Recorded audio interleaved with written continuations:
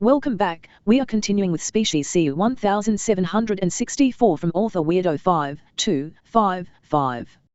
Chapter 7. Post-warp, 2 months. Are we ready? Asked Takuya. The Yamato had just spent the past day accelerating up to the velocity at which the FTL jump would be possible without the magnetic rail to assist. The blue planet was still visible but was rapidly receding away. The Yamato was one of the few ships in the Terran or the Martian fleets capable of doing so, and still, it was a time-consuming task. We've got the reactor shut down and all of the systems are at their minimum power levels. If we make it through this jump without any issues, I'm going to recommend that it be made procedure to do this until we determine why power levels spiked, said Megan. Roger that. Helm, prepare for the jump, said Takuya. He switched on the shipboard power. All hands brace for FTL transit. Takuya himself settled further back into what served as the command chair. It was rarely used due to the usual weightlessness within the Yamato, but during acceleration it was critical. 5 seconds to jump, said the helmsman. Takuya glanced at the screens showing the outside feed of the ship. He had looked back through the logs after they had first crossed through FTL, but all that it had shown was static. Despite the things he had seen during the transit, whatever happened when you crossed FTL, it could not be recorded by current instruments. The antimatter and strange matter charges were jettisoned, and the explosion from the two meetings formed directly in front of the Yamato. Takuya felt the ship violently jerk beneath him, and once again the fantastic images flooded his vision. The only thing that he could compare it to was looking out at the ocean, vast and beautiful but deadly all the same. The event of FTL ended as quickly as it began, and the ship shuddered as they were thrown back into normal space. Report, said Takuya, keying the comm relay to the engineering compartment. No issues. We still had that power spike, but we were ready for it, said Megan. All right, Helm, asked Takuya. The helmsman was staring at his instruments, and then his shoulders sagged and he let out a sigh of relief. We came in within the orbit of Venus. We're in Sol, he said. The man flipped on something at his station and the speakers on the bridge began to play the familiar beacon signal of Earth, a steady beep that signified the military command was still active and operating. Something that had been implemented during the war in case of any other communication blackout. The beacon transmitted on an ultra-low frequency that would permeate space for light years. The only reason they hadn't heard the signal in Enduri was that the beacon had only been up for 5 years. Good, take us to Mars, and transmit the false reports on the maneuvers we performed, said Takuya. Command is going to want to know how we passed Earth without them spotting us. That was the point of the maneuver. Tell them the operators are getting lax now that we have peace, said Takuya as he unstrapped himself from the seat and watched as the ship rotated around him. The helmsman chuckled but didn't say anything else. Takuya nodded and leaving the bridge made his way through the spine of the ship towards his quarters. The last few days had afforded him very little sleep and he was exhausted, ecstatic about everything that they had found but exhausted. Lincoln glanced up at the general and then back down at the report that he had placed on her makeshift desk. What's this? The Yamato made it back to Seoul. They found some interesting candidates for colonization, said the general. Lincoln picked up the report and quickly paged through it to the engineering reports on how the FTL drive had operated. The general frowned. You're not even going to look at the colonization candidates? He asked. I'm not a climatologist, and I know nothing more than common knowledge about colonization efforts. I do know how to optimize the FTL calculations based on more data points. So that is what I am going to do. Once that is done, I'll look at what will hopefully be the future planetary homes of humanity, she said. Moons, they are moons, said the general. Lincoln nodded and continued to page through the data, giving it a cursory once over, and then paused looking at one of the engineer's reports. The last part of the analysis that had been written by Ben Williams. This is disturbing, she said. Those last few pages? It seems a little dire, and it was the assistant engineer of the Yamato that wrote it. I think it's a little premature to jump to conclusions, said the general. Lincoln scoffed. He's an assistant engineer with enough experience to be the chief engineer of an entire fleet. The crew of the Yamato is one of the most tight-knit ships in the fleet. Most of the crew is entirely overqualified for their positions. Ben would not make and report this analysis unless he was sure. The general frowned. Then you think he's right? The FTL is causing matter to degrade in some manner. Lincoln shrugged. We won't know until we have a larger sample size. If we analyze the hull of the longboat 4, we might be able to make a determination of the effects, said Lincoln. And if FTL does affect matter in some way, asked the general. We learn to deal with it, either limit the number of FTL jumps an individual or ship makes or find a way to shield against the effects. When nuclear weapons were first used, the scientists that created them had no idea what radiation was, and these days we can easily manage it, said Lincoln. Whatever the effects are, we can learn to manage them, assuming that they exist. I wish I had your confidence, said the general as he glared down at the mathematician. Ultimately it doesn't change anything. Even if it is only safe or moderately dangerous to perform a single jump, humanity can still expand far beyond the solar system, said Lincoln. The general sighed but nodded in agreement. Fine, we'll come back to this later. How are the repairs to the accelerator going? Lincoln stood up and walked around her desk to the accelerator hallway. She stepped out into it, and the general, rolling his eyes, followed her out into it. Lincoln started to walk down the length of the tunnel, which in its entirety was several kilometers long. We're getting there. The engineers you sent are crazy as hell though. This will be the most ghetto accelerator in history, but we'll have it working again in a week, said Lincoln. The general looked at one of the repairs that had been done to the machine, a patch of metal welded to the side of one of the magnetic coils that worked to accelerate particles up to nearly the speed of light. It was rough and bulky compared to the smooth metallic shell of the original construction. Worst case scenario? Asked the general. Another CERN incident, said Lincoln. You say that like the CERN incident was a small thing, said the general. Well, we're in the middle of nowhere, what's it matter? Asked Lincoln. The general paused and slowly shook his head. You know, I think I'm starting to understand why there's not much of a difference between genius and insane. Lincoln smiled. Well, history usually gets to decide. We'll see which I am once we're at the end. Post-warp, 2 months 20 days.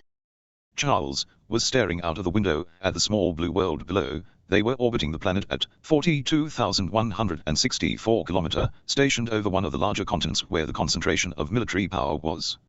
He could see the multitude of crewed space stations and assemblies that were in orbit, and the different-sized ships that were slowly orbiting the planet. More disturbingly, he could see the scars on the surface of the planet from bombardment. Sam was in the process of piecing and translating the data that they were captured from the transmissions that the two major planets in the systems were broadcasting.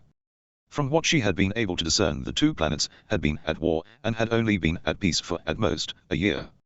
In that time they had managed to surpass the technological progress of the Empire and build something that many scientists had thought was impossible. If they were left to their own devices, they might quickly match and surpass the knowledge of the Empire. That was not something that could be allowed, and considering their status as a Class C species, induction into the Empire was out of the question. Such genetic impurity would never be tolerated. The door chime to his quarters rang. Come in, said Charles, as he turned away from the window. Sam stepped into the room and quickly saluted. Charles waved his hand, dismissing the formality. I've found something interesting, she said. That's all that you've been finding for the past few days, Sam? I need you to be a little more specific, said Charles, as he relaxed back into his seat. They don't know anything about gravity reflection. This Class C species has no technologies anywhere along the lines of it, said Sam. Charles blinked, surprised. Gravity reflection technology was one of the more important aspects of modern space flight. It created the artificial gravity that allowed ship occupants to operate in space, and it protected them from any sudden accelerations. Without it, space flight of any duration was impossible. Are you sure? Asked Charles, slowly. Even the other species that had been inducted into the Empire, the Class B species for example, had discovered gravity reflection and manipulation by the time the Empire had accepted them. It's not just that, sir. A lot of the technology that they use is different from all other development cycles we've seen, including our own. They are equal to us in some fields, and woefully behind in others. It's like their technological progress was stunted and malformed at an early age, said Sam. Charles considered it. Class C species usually destroy themselves when they discover atomics. Perhaps this species never discovered them, said Charles. Sam shook her head. There is more than enough residual radiation in the atmosphere to show that they did, not to mention historical evidence from what I can glean out of their records, said Sam.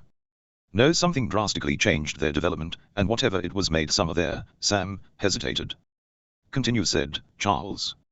Are we off record, sir? Asked Sam, as she nervously swallowed. If we need to be, I'd rather not have your analysis conform to rhetoric if you don't think it's appropriate. Just don't voice anything of it beyond these walls, said Charles. Sam nodded and continued. Whatever it was that caused them to deviate has granted them military technology in several fields that is comparable to our own, specifically in kinetic warfare. Have you seen the scars on the planet's surface? Asked Sam.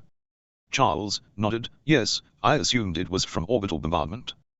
Those strikes were kinetic warheads. They were launched from the other inhabited planet, said Sam. Charles sat up straighter in his chair. Really? He asked. Yes, here I was able to convert one of the formats they use for media displays. Sam gestured at the table, and a hologram quickly materialized and flattened out into a display showing a badly distorted image. The picture moved and showed one of the many orbital rails around the planet far below launching what looked like a metallic rod off into space, presumably towards its target on the opposite planet. Charles shook his head in amazement. It's an incredibly brutal method of war. A single error in the calculations, and you could hit a civilian-populated area, said Charles. From what I could tell, sir, they did. Both sides hit civilian populations with these weapons, deliberately. Charles was for a moment stunned. It was not unheard of for an Empire detachment to fire on civilian populations, but doing so meant the disgrace of any involved. For governments to deliberately do so was unimaginable. The species population did not protest the targeting of the innocent, asked Charles. No, sir, this species is mad enough that they have something close to a hive mentality. Once stirred up, they all wish to fight with very little exception. They are perhaps one of the most violent Class C species we have ever encountered. It's amazing that they haven't destroyed themselves yet, said Charles. Sam nodded in agreement. They almost have several times over. From what history I've managed to sort through, in some instances it has come down to a single individual who stopped the destruction of their species. However mad they may be, as a whole the individuals of the species can at least be rational, said Sam. She paused and looked out the window at the planet far below. They are a paradox, and they can be insanely evil one moment, and then compassionate the next. They are not something that can be predicted. If we ever deal with them, that must be remembered. Ben sighed and leaned back in his chair, letting his arms float out in front of him. He relaxed. Since they had made it back to the station, they had been doing nothing but run analysis on the FTL drive and send data to Dr. Lincoln. He was wiped out, and despite the nanomachines in his system, he felt his bones aching, the price of working for extended periods of time in 0G. Ben. Startled, Ben opened his eyes. What? He growled. What the hell are you doing? Asked Megan. I'm relaxing. Is that not allowed? He asked. Megan picked up the nearest tool available and chucked it. Ben, who lazily dodged to the side, used to her aggressiveness by this point to not be concerned. The tool bounced off the back wall and hit him squarely in the back. Ben doubled over in pain and yelped. Fuck, he shouted. Megan smirked. Fine, you're relaxing, smart ace. We don't have time to relax. Dr. Lincoln wants us to look at the frame of the ship being built, the Ark, said Megan. Ben perked up at that. They've already started building it. Where? He asked. Right here on the station, in one of the illegal shipyards. Apparently the doctor knows someone in the Martian crime syndicates, said Megan. Ben whistled. That's some friend though, to build an entire ship like that in secret. How big is it going to be? What kind of power plant? Asked Ben. Megan shrugged. No idea. I just got a message from the captain telling us to go to the lower docks and that someone on the station would meet us and then guide us the rest of the way. Ben unhooked his feet from his chair and, flipping around, launched himself off of the wall, shooting towards the airlock of the Yamato. Well, let's go. Like you said, this is no time to relax, said Ben. Oi, said Megan. Ben twisted around and, reaching into her belt, Megan tossed Ben a pistol. He deftly caught it and stared at it for a moment, then looked back at Megan. What's this for? He asked. It's the lower levels of the station. We look like Terrans, so we need to change, said Megan, gesturing at her own jumpsuit that was stained with mechanical fluids and burns from different accidents. Oh, Ben looked down at the gun and then bounced back to his cot to grab some of his off-duty clothes. I thought it was illegal to have guns on the station, said Ben. Megan rolled her eyes. It is, Ben. Oh. Megan rolled her eyes and started to change her clothes as well. We're already in a conspiracy involving the illegal production of antimatter. I doubt that the small weapons charge would compare. Right. Ben looked back at the thug as he slowly floated past. The boy glared at him for a moment before turning and continuing down the corridor. It turns out that even on another planet in 0G, that impoverished areas all turn out the same, broken down and dark with shady characters, the only ones willing to move about the streets. The only thing that was missing compared to the more impoverished areas of Earth was the trash. In 0G no one was throwing things away. All it would do was float back up to annoy you later, so it was clean. Do you see our contact? Asked Megan. No, and I have no idea what he should look like, so why are you asking me? Said Ben. Well, I don't know what he looks like, said Megan. Ben was about to turn around and argue with her, but a small girl floated down in front of them, her hair like a halo around her head. It spread out in every direction. You are the engineers from the Yamato? Asked the girl. Ben hesitated, looking at the child. Yes, he said, unsure what exactly to say. Follow me, Mrs. Janice is anxious to show you the progress we have made, said the girl. Megan blinked. Janice. The same woman that runs the bar? She asked. The girl nodded, yes. Touching the floor, the girl launched herself back off, shooting up into what was the ceiling a moment ago, slipping into what looked like an abandoned access hatch. Ben and Megan glanced at one another and with significantly less grace than the girl kicked off from the floor following her. Like the white rabbit, they followed her through an array of passages and corridors, and each time they would only catch a glimpse of her as she floated through the air. The grace at which she moved in the lack of gravity showed that she was a true child of space. Her feet had never touched ground, and even with nanomachines stopping bone degradation, she most probably never would. As miraculous as the machines were, they had limits. "Any idea where she's taking us?" asked Ben. "The shipyard," said Megan. "Yeah, and we have no idea where that is, so for all we know this is a trap to kill some Terrans," said Ben. "I doubt they need to go to that much trouble. I'm sure they could just shoot us in broad daylight and be done with it," said Megan.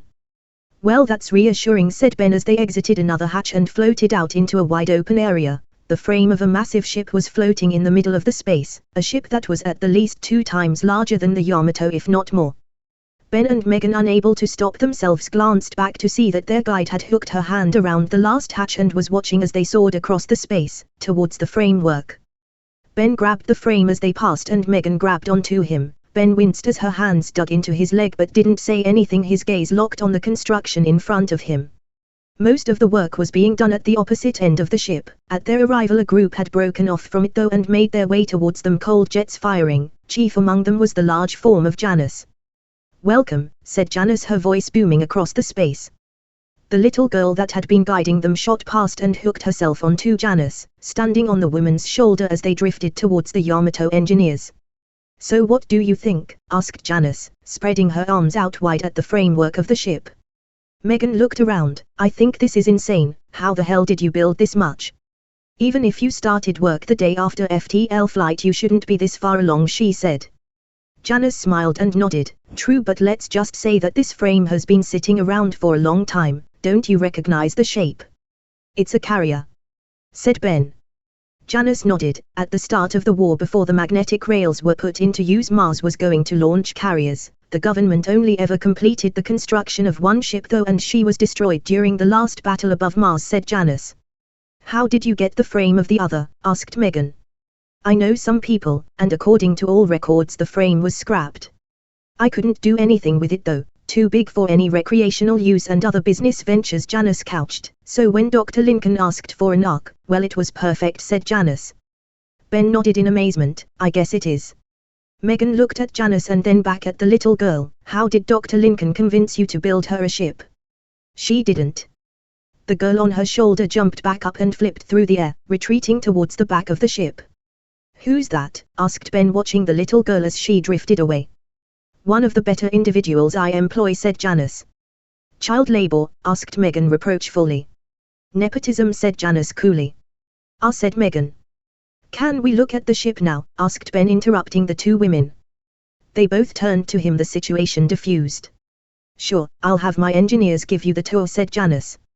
Ares took a breath and looked out at the planet below him. "You know, I think I've changed my mind. Can we have someone else do this?" he asked. Red chuckled. "Too late, hotshot."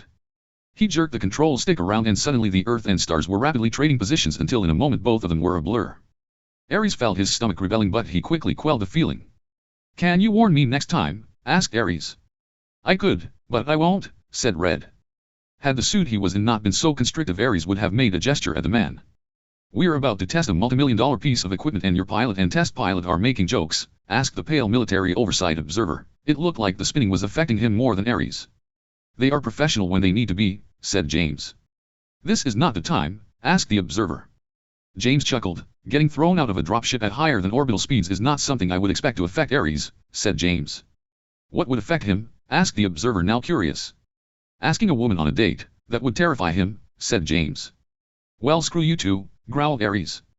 The light above the bay went green, and James smiled. "We're over the drop," said Red from the cockpit. "See you," said James, and he hit the airlock release. With a small thump, the back half of the bay depressurized and the Martian test pilot was blown out into space going nearly 45 kilometers per second. Unlocked from his harness, there was a brief moment where James was sure he saw that rude hand gesture before he was whipped out of sight. Ares was still spinning but concentrating on the instruments in front of him. He looked at his trajectory. Everything was lined up and in the green. He would be out of communication contact with anyone on the ground or in space due to the extreme atmospheric interference that was going to form when he hit the suit that was the Earth's atmosphere. Still, he could feel the gaze of half a dozen military satellites and a few civilian ones watching his descent. The suit he was in was the newest variant of Martian mechs, and it was designed for the fastest of atmospheric entries. The ablative shielding on the suit would protect him coming in at any entry vector, but he would fall like a brick in the air, and he had no way to control his descent once he punched through the upper atmosphere. He was at the mercy of physics, and she was not the kindest soul. Ares felt a slight bump as he started to slow. It was imperceptible at first, but the pressure quickly built, and watching the readouts in front of him, Ares could see the external temperature of the suit quickly rising. Ares' spin began to slow and his vision was consumed by fire. It was disturbing to think that the only thing protecting him from the massive amount of friction was only a few inches of material in some places, and that should even the smallest tear from he was done for. The extreme heat would cook him in a second. Firing the jets on the side of the suit, Ares began to spin himself back up to speed. If he wasn't rotating quickly enough, the heat wouldn't be properly distributed, and it was one of the major drawbacks to the new suit designs. The ones that had been in use during the war had been a disposable heat shield an individual would ride into the atmosphere, lighting themselves up to radar detection and the like when they did so. After entering the atmosphere and slowing to terminal velocity, the shield was dumped. This suit did not have that luxury, and like the tech that had gone into the FTL ship, it was a collaborative effort between Earth and Mars. The world now a blur around him, Ares focused on the navigational display. He was almost through the deceleration portion of his descent. Ares felt himself grinning. He had only gotten to do this once in the war, and that had been a terrifying experience. Then again, it had been his second mission, and he had spent the better part of a day inside a shell launched from Mars before he hit the Earth's atmosphere. With this new suit, he could actually feel the air around him as hot as it was. The radio in his ear cracked. "You alive?" asked James. "I'm alive, you asshole. Next time we test something, I'm pushing you out first, and without a spacesuit, if I can manage it," threatened Ares.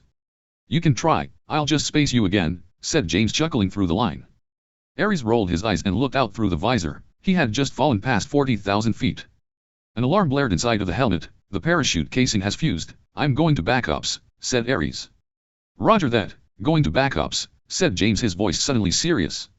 Ares hit the release on his chest, but nothing happened. A second alarm blared inside of his helmet. "That chute is fused as well. I'm going to try and force them open," said Ares. "You're at 35,000 feet, said James. "I'll make it," said Ares. Reaching into the side pocket of his suit, he pulled his faithful knife from its sheath, thankful for the gloves insulating him from it because it was still faintly glowing from the heat. Shoving the knife into the front of the mech suit, James tried to lever the jammed emergency chute open, to no avail. "We're getting telemetry back. We have a fix on your position," said James. "James, take the stick," said Red. "What the hell are you doing?" asked James. Through the radio, Ares heard them switching around in the cockpit. "Get us as near as you can to the drone control satellites." Ares heard the communication line open and the entire base team that was listening into the mission. "Control, I need access to the drones in the drop area," said Red. "Why?" asked someone at Control. "Just do it," ordered James. "We've got 3 in the area, 2 camera drones and 1 high-altitude communication relay drone. Which do you want?" asked Control. "The communication relay drone. Slave it to the controls I have," said Red. Ares glanced down at the rapidly approaching water below. "Red, what are you doing?" he asked. "I'm saving your life. Can you eject?" asked Red. "I think so, but I'd prefer to stay with the parachutes," said Ares. "I'm at 25,000 feet. "I have your position when I say I want you to eject," said Red. Ares blinked and then glanced back up at the sky, imagining he could see the ship that the insane pilot was in. "What are you doing?" asked James, breaking into the conversation. "Catch," said Red. "Catch. That's your brilliant idea," shouted Ares as he continued to plummet. "You have a better one?" asked Red. "No, still doesn't make your idea a good one," said Ares. Glancing to the side, he could see a small black speck approaching. It rapidly grew and a gigantic multi-blade drone drew level with him. "Hell no," said Ares. "When I say," said Red. "Wait. Let me try something. Keep the thing still," said Ares, and streamlining himself out, Ares dove past the drone, angling it so that his chest hit one of the larger blades. The suit was designed to take high-caliber impacts and come out unscathed. Hopefully, the parachute compartments were not as strong. The blades ripped into the casing of the parachutes and Ares spread his arms back out. "Here we go," he shouted and tried the backup chute again. This time the hatch popped and the orange chute deployed. Ares was jerked up into the air. "It worked," he shouted. The drone above him went spiraling to the side, trying to compensate for the loss of its rotor. 500 feet, said Red. Ares glanced down, and prepared for the impact. With a parachute around his chest, he had no way to soften the blow. The emergency chute was purely designed to make sure he lived, not that he would come out unscathed. "This is going to hurt," said Ares. It did. That's the end of Chapter 7. As usual, check out the links below, and if you enjoyed, and stay tuned for the next episode. If you have any advice, comments, or criticism, please comment. And don't forget to have a wonderful day.